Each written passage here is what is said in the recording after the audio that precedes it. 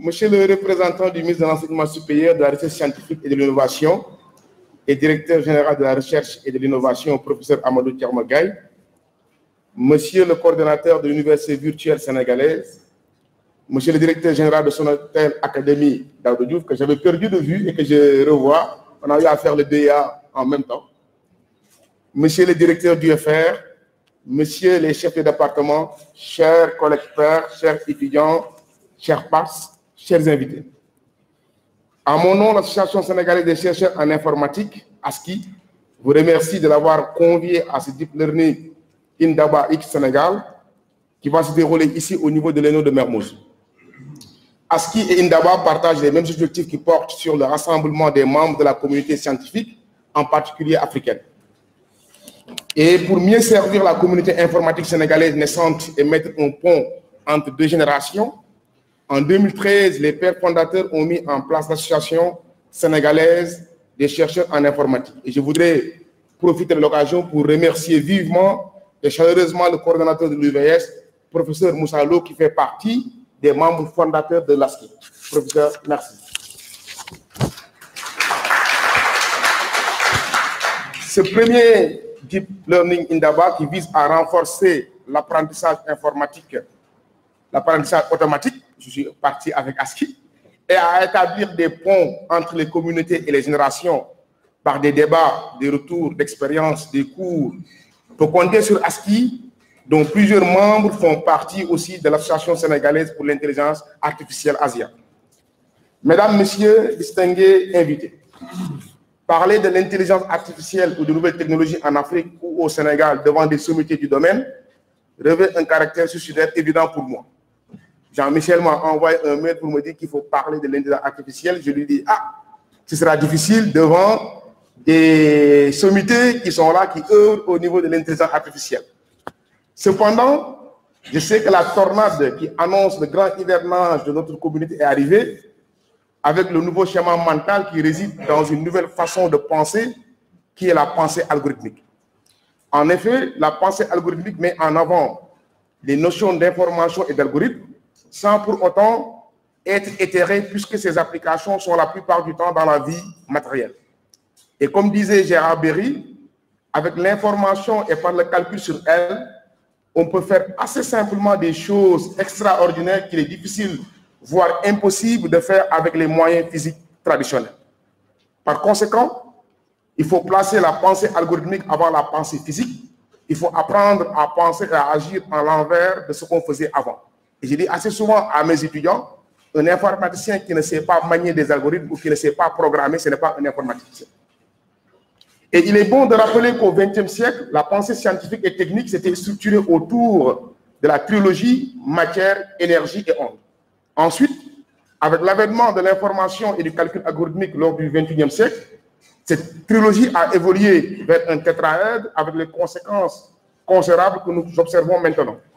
Mais toutefois, cette trilogie n'a pas disparu parce que par rapport à Turing en 1936, l'ordinateur que nous utilisons actuellement est basé sur cette matière, sur l'énergie et sur des ondes.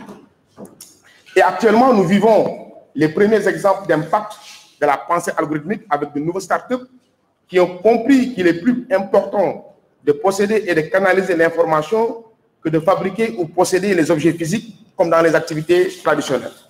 Je me rappelle quand j'étais enfant, on m'envoyait prendre un taxi pour des invités et à l'époque, qu'est-ce qui se passait? Le taxi te faisait payer la course depuis le point où vous l'avez pris et ensuite payer la destination finale. Actuellement, certaines entreprises de VTC ont compris que posséder la voiture qui coûte cher n'a plus d'importance. Elles cherchent à savoir à tout moment et avec précision qui veut aller d'un point à un autre et où se trouve chacune des voitures pour informer en temps réel à la fois les clients et les chauffeurs. Et à partir de là, les clients et les chauffeurs peuvent se noter mutuellement et on peut apprendre et en fonction de votre comportement, vous proposer des services. Par ailleurs, immeubles, autobus, trains, avions, vélos, pour s'en citer que ça, sont informatisés et connectés. Actuellement, l'interaction entre l'Internet des objets et le cloud a favorisé une meilleure analyse des données et les big data. La science des données est devenue récemment un des domaines les plus importants de l'informatique et les nouvelles méthodes d'apprentissage automatique ou par traitement statistique donnent souvent des résultats de qualité étonnante, mais jusqu'à présent, on ne sait pas pourquoi. J'espère que d'ici la fin de ce Indaba, on pourra nous dire pourquoi ça donne de bons résultats. L'analyse des données massives repose de plus en plus sur les méthodes algorithmiques qui sont neuro-inspirées du réseau de neurones ou deep learning qui sont nés depuis les années 1980. Ces algorithmes n'ont réellement montré leur potentiel que récemment grâce à l'augmentation de la puissance des ordinateurs et la variété des données disponibles. Et en effet, la variété des données disponibles reste cruciale. Et je vous invite à faire une recherche sur Google du mot bébé, allez au niveau des images et regardez ce que vous allez obtenir. Je pense qu'on va beaucoup plus obtenir des bébés blancs et on peut se poser, est-ce que alors un bébé noir est un bébé? Ensuite, et toujours pour montrer que la véracité des données est cruciale, excusez-moi du mot que je vais utiliser, mais faites sur Google aussi une recherche avec Tigo et regardez ce que vous allez obtenir. On va obtenir qui sort? C'est Trump qui va sortir. Et on a convoqué les représentants de Google à venir s'expliquer au niveau du Congrès pourquoi quand on met ce mot-là, le président des États-Unis sort. Donc vous voyez donc comment la véracité de l'information est cruciale par rapport à l'apprentissage automatique. Malheureusement, en Afrique, la puissance de calcul et la variété des données représentent un frein pour le développement de l'apprentissage automatique, qui fait résolument partie de l'intelligence artificielle. De plus en plus, le haut débit et la puissance de calcul ne doivent plus être un luxe dans nos universités et écoles. Et j'attends avec impatience la mise en place du futur Centre national de calcul scientifique de Diamniadio, monsieur le directeur général. En regardant l'état de l'art, je suis tombé sur un article de Turing de 1950 qui posait la question toute simple, les machines peuvent-elles penser? Mais je pense qu'il s'est rendu compte que la définition du sens même de cette question était très difficile. Cause pour laquelle Turing a eu à reformuler cette question en se disant si on peut construire une machine qui ne puisse être distinguée d'un humain lors d'une discussion écrite en aveugle.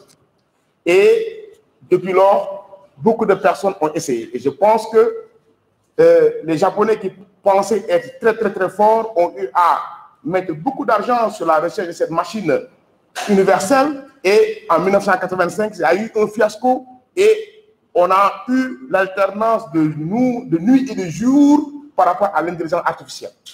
Et je pense que depuis lors, l'intelligence artificielle alterne la nuit et le jour. Et là, il y a certes des signes pour l'apprentissage automatique. L'apprentissage automatique n'est pas toute l'intelligence artificielle, loin s'en faut, et ses succès ne s'appliqueront donc pas à toute l'intelligence artificielle. Je pense que les organisateurs de ce Indaba l'ont bien compris, d'où le nom de Deep Learning Indaba X Sénégal donné à cette rencontre. Les initiatives comme Indaba X sont à saluer et à être vulgarisées dans notre enseignement général qui forme les adultes de demain.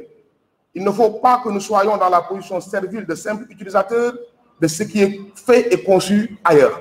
Il faut que l'on soit dans le camp des créateurs du monde de demain et comme le professeur Maria Montessori, n'élevons pas nos enfants pour le monde d'aujourd'hui, ce monde aura changé lorsqu'ils seront grands.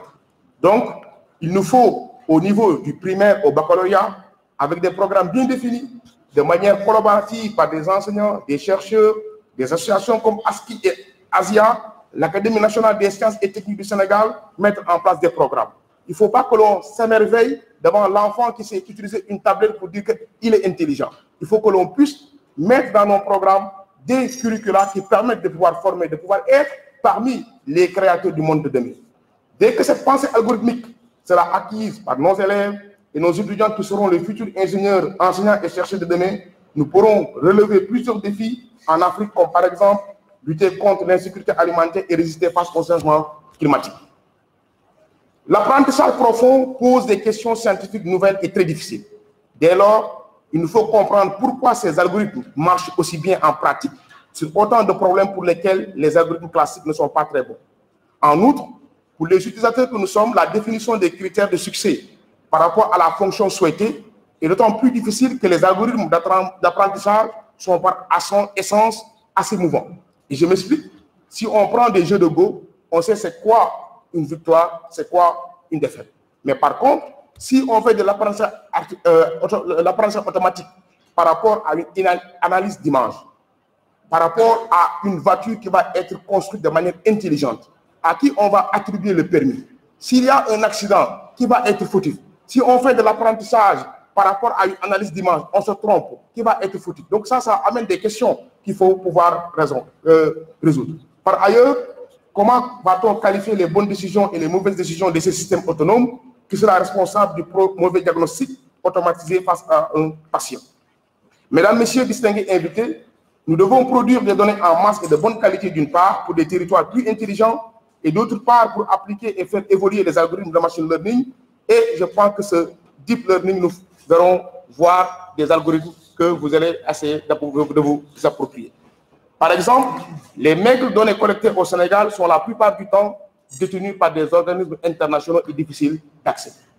Le pont souhaité par ce Indaba X entre les communautés et les générations doit déboucher sur de nouveaux outils qui permettent d'évaluer comment les changements climatiques exacerbent l'insécurité alimentaire, d'identifier les options techniques, sociales et politiques qui permettent au système alimentaire africain de s'adapter au changement climatique, d'évaluer le potentiel des options pour la diversification des cultures et l'amélioration des systèmes de culture. Je sais que de nombreux projets innovants dans le domaine de l'agriculture, de précision, des territoires intelligents, d'analyse de données et de gestion, du traitement automatique de la langue naturelle sont en train de pousser dans nos universités et instituts de recherche. J'espère que lors de la prochaine édition de Indaba, on pourra voir l'impact de cette rencontre sur les recherches en cours et les perspectives. Par ailleurs, ASCI va organiser la 9e conférence sur la recherche en informatique et ses applications du 25 au 28 avril à l'Université Gaston Berger de Saint-Louis. Plusieurs keynotes et des sessions portant sur l'intelligence artificielle, le big data, l'Internet des objets et l'agriculture seront explorées. Donc c'est sur cette note d'espoir que je vais être en immersion avec vous dans ce Indaba. Je vous remercie de votre aimable attention. Merci beaucoup.